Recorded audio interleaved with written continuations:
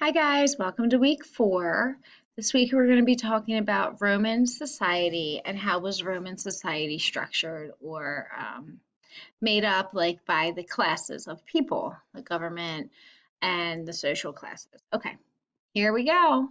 History is generally written from the viewpoint of those who have the power in a society. Early historians, like the people they wrote about, were primarily interested in politics and the power that went with it. This is also true about the history of ancient Rome. More is known about the interests and points of view of the members of the ancient Roman ruling class, known as the patricians, than of the ancient Roman commoners, called plebeians. Enslaved persons, to some extent women. However, contemporary historians have also learned much about the lower class of Roman society by searching archaeological ruins, studying art, and analyzing works by early historians.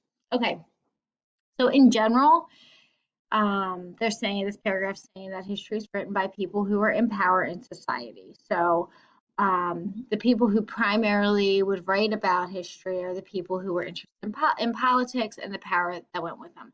So when we talk about politics, we're talking about like the government and things that happen within our society from the government, kind of the rules and the laws that govern us.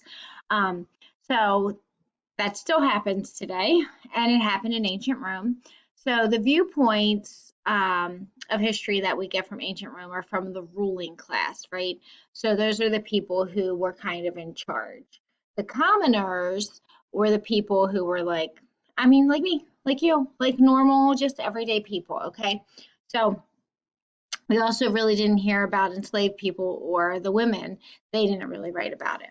Okay, so but we do learn about these lower classes and these other classes of people, and not just the upper class, by studying archaeological ruins, which are basically things from the past that we find.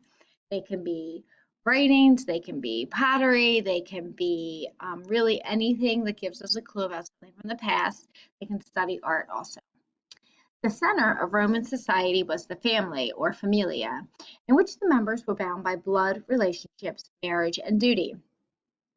Societal roles were determined by a pyramid-style hierarchy. The father was the head of the family, or the paterfamilias, and had absolute power. The other male members of the family, nephews, uncles, and cousins, were on the next level of the pyramid. The bottom of the pyramid consisted of the women, the children, and the enslaved people of the household. Okay, so they're just saying the family was set up where the fathers, the men, were the head of the household. Below them were the other males in the family, the nephews, cousins, uncles, anyone who was a male. So it was father, and then the other males in the household, and then at the bottom were the women and children, and right below them, of course, were the enslaved, just like in any other society that we've talked about this year. Early Rome, 753 to 509 BCE, was ruled by individual kings, and large families were encouraged to continue family lines and strengthen the paterfamilias.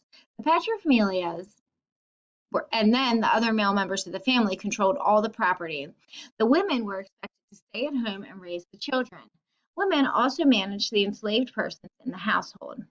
Over time, as Rome's middle class increased, social roles changed. Eventually, around the beginning of the Roman Republic in 509 BCE, women were allowed more freedoms and more education. They could go to school and learn to read and write. However, women still lived with their families and were controlled by the male members of the household unless they were widowed or enslaved. Okay, so in early Rome, we had kings, and the lines kind of came down within your family. So if you were a king and you had a son, your son was going to be next in line for the throne.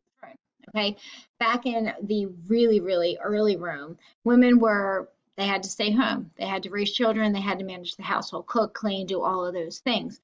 But as the middle class grew and more people came into the middle class, the rules shifted some. We talked about the Roman Republic a little bit last week. When that started, women were allowed more freedoms. They didn't just have to stay at home and take care of everyone. They could get an education. They could go to school. So they still were, underneath of the men. The men still controlled them, but at least they could go out and get educated. Okay. If you have any questions, let me know.